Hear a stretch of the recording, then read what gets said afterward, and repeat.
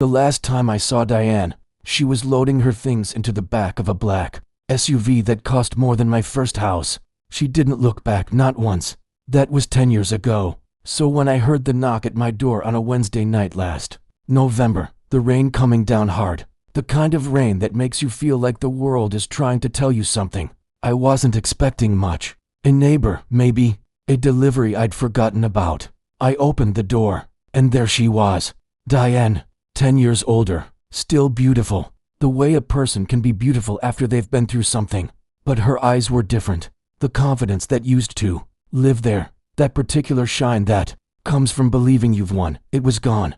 And in its place was something I recognized, even though I'd never seen it on her face before. She was ashamed. I stood there in my doorway for a long moment, and the first thing I thought, God help me, was not anger. It wasn't satisfaction. It was this strange, quiet sadness. Because I knew, just from looking at her, that whatever had happened out there in the life she had chosen over me, it had cost her more than she ever planned to pay. My name is Marcus. I'm 57 years old, and I live in a house I built from scratch, literally.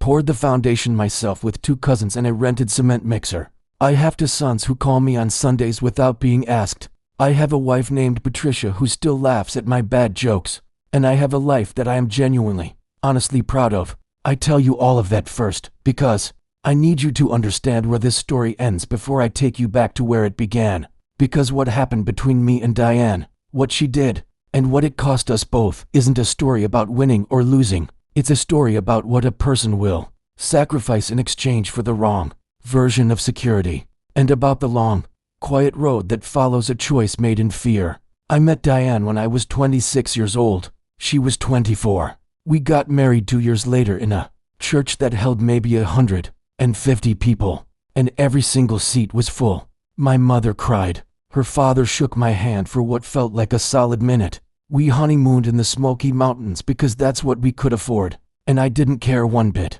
We had 8 years together, 8 years that I would not trade, not even now, knowing how they ended, because those years made me a father, and no amount of pain erases that. But something went wrong, something I didn't see coming, or maybe I saw it, and I chose not to look. That's the question I've spent a long time sitting with. What I know for certain is this: there was a man named Victor, and the day he walked into Diane's life was the day mine started to fall apart.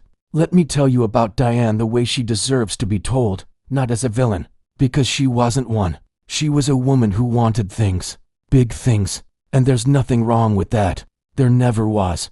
She grew up watching her mother stretch every dollar until it was transparent. Her father worked construction until his back gave out, and then he worked a desk job that he hated for 10 more years after that.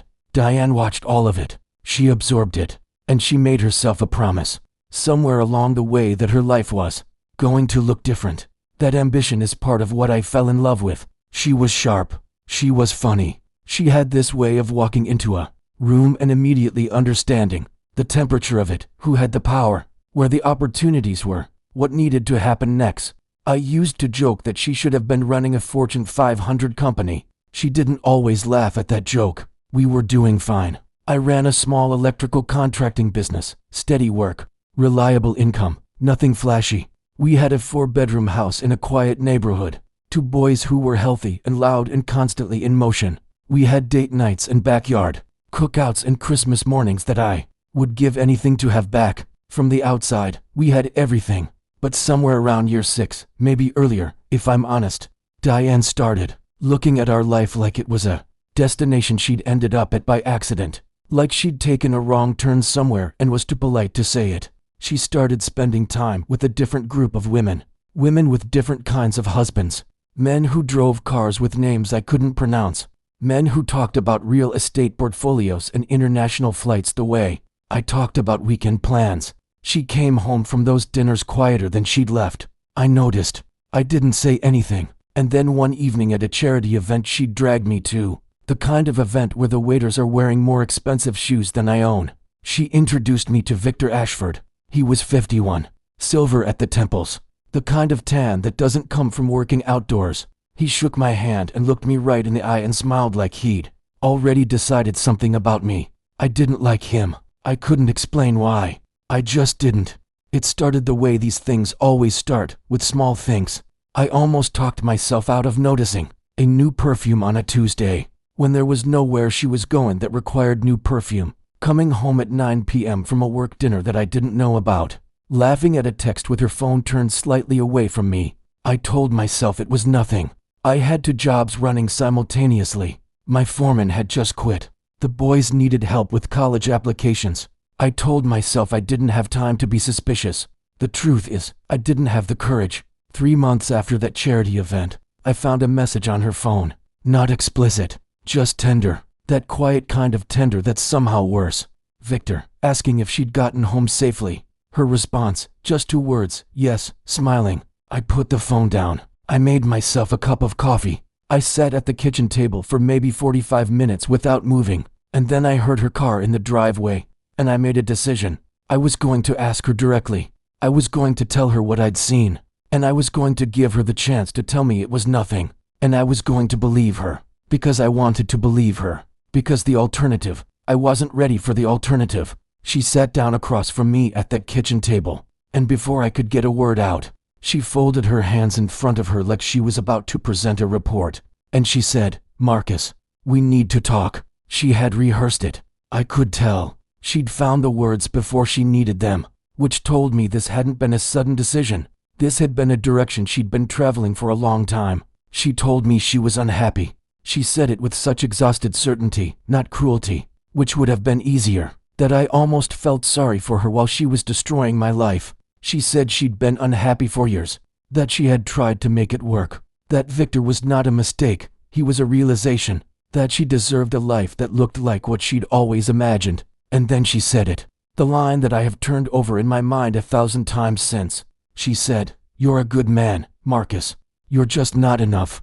Not enough." 7 words. And I sat there in my own kitchen, in the house I'd built, across from the woman I'd loved for 10 years, and I had absolutely nothing to say. She moved out 3 weeks later. She left the boys with me. I think she told herself it was because they were better off in their school, in their neighborhood, in their routines, and maybe that was part of it.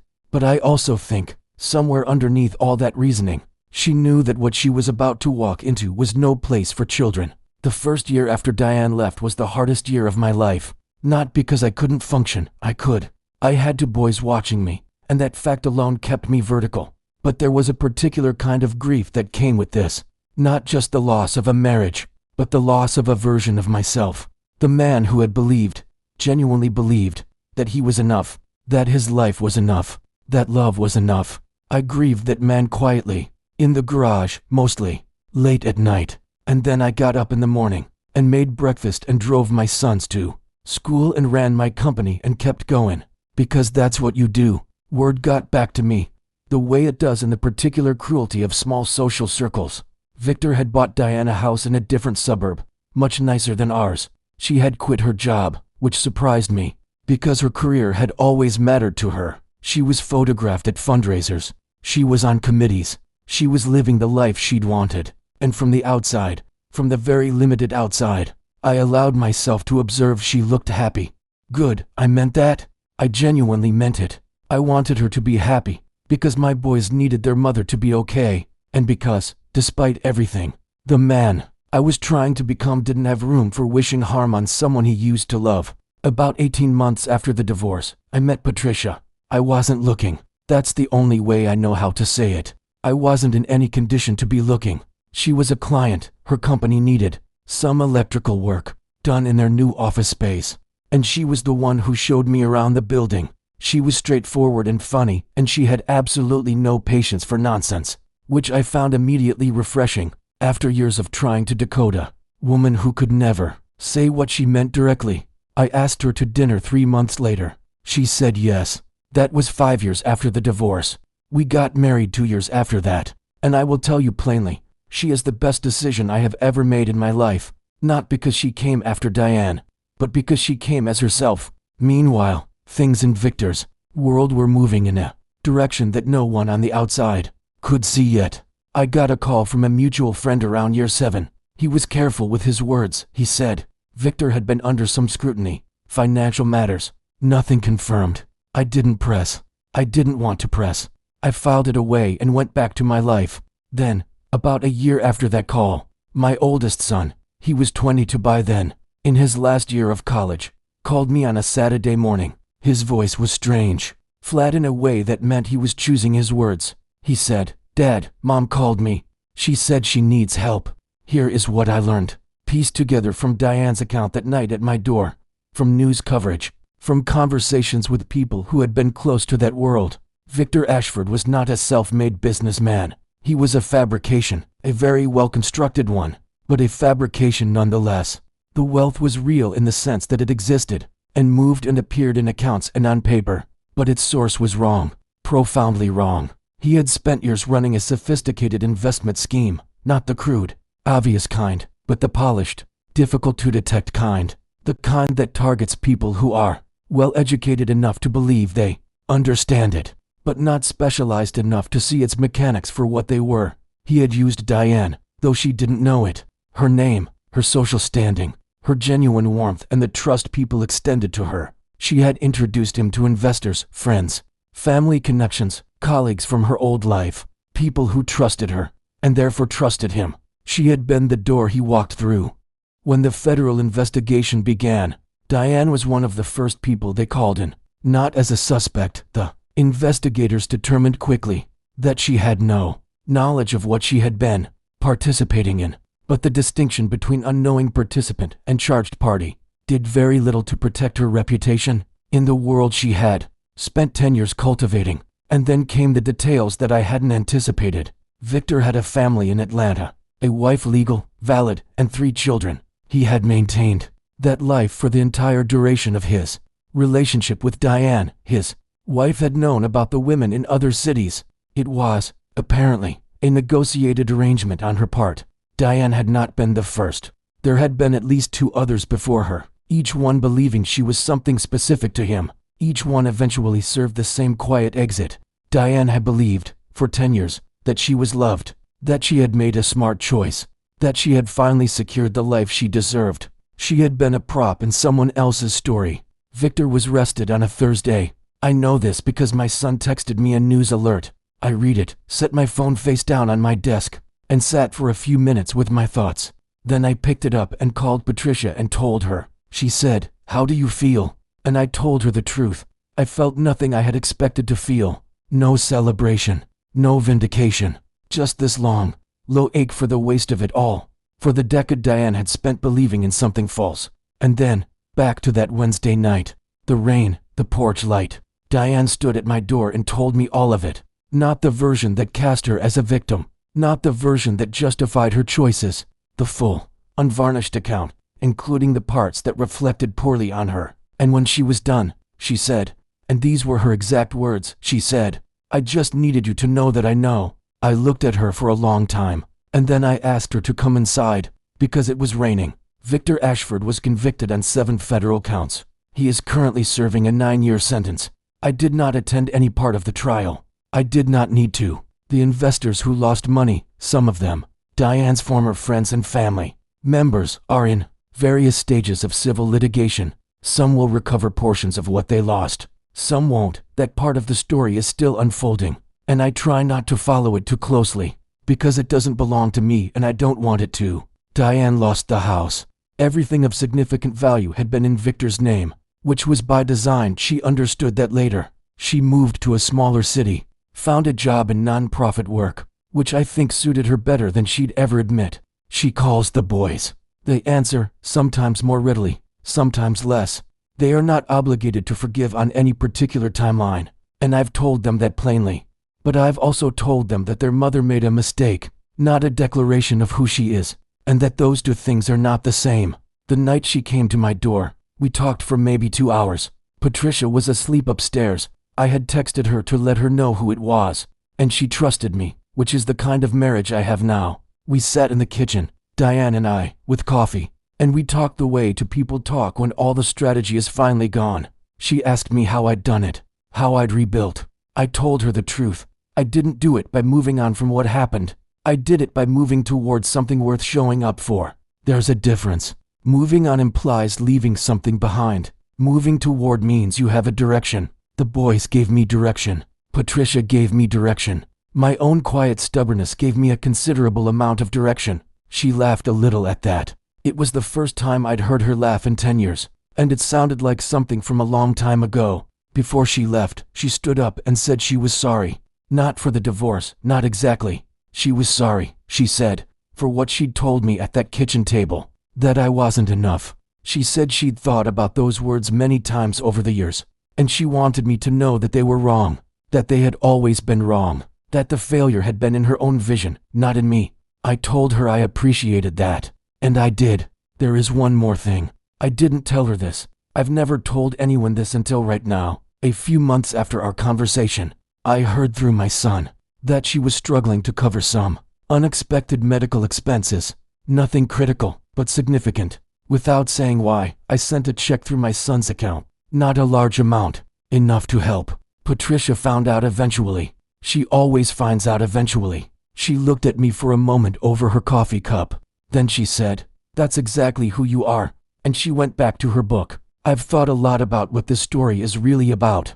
And I don't think it's about betrayal. The betrayal isn't it. I don't think it's about revenge. There was no revenge. I don't even think it's about karma, though the word fits in a general kind of way. I think it's about fear. Diane was afraid. Afraid of a life that looked like her mother's. Afraid of the slow diminishment that she'd watched claim people she loved. And when Victor came along and offered her what looked like escape from that fear, she took it. Not because she didn't love me. I believe she did, in her way. But because the fear was louder than the love. That is a mistake you can make at 26, and at 42, and at 58. Fear dressed up as wisdom is one of the most convincing disguises in the world. It speaks in the language of practicality and ambition and common sense. And it will lead you, one careful step at a time, directly away from the things that matter.